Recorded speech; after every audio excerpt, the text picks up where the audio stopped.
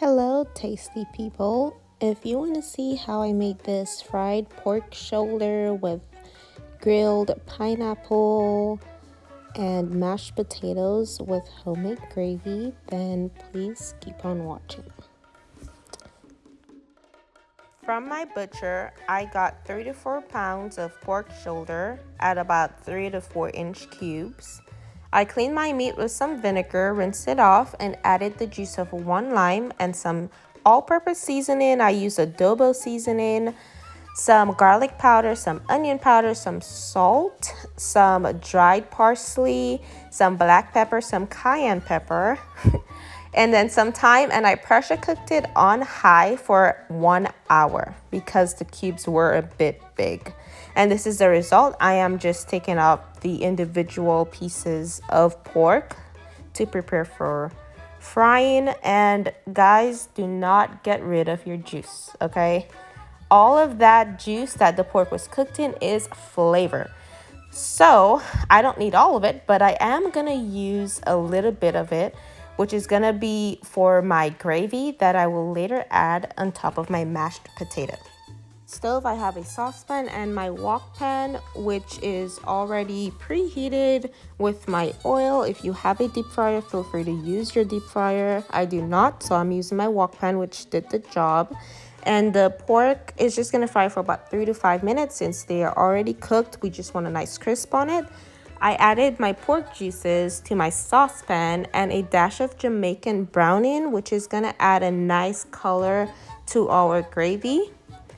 To that, I am adding a teaspoon of minced garlic, as well as a squirt of some ketchup, which is gonna allow the gravy to get a little bit thick, and it's gonna add a nice sweet flavor.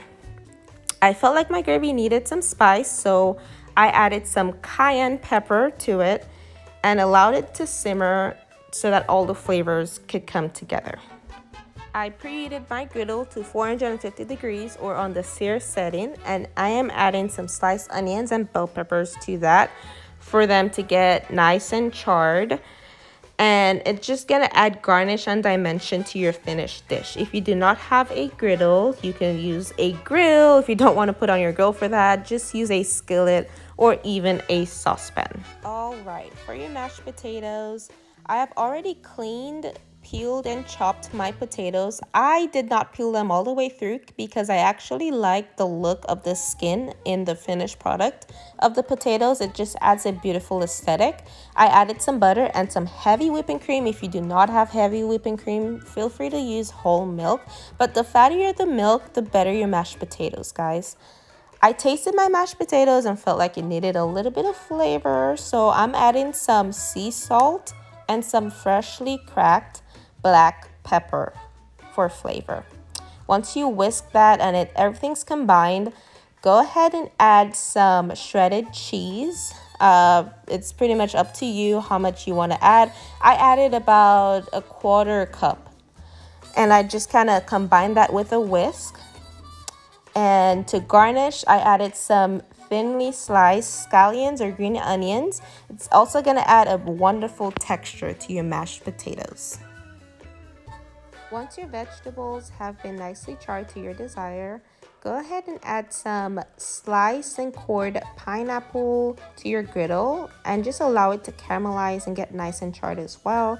This is the finished product. I am adding my gravy on top of my mashed potatoes, and also to the pork I added some slices of tomatoes or charred vegetables or pineapple and some cilantro for garnish. Thank you so much for watching, guys. Enjoy.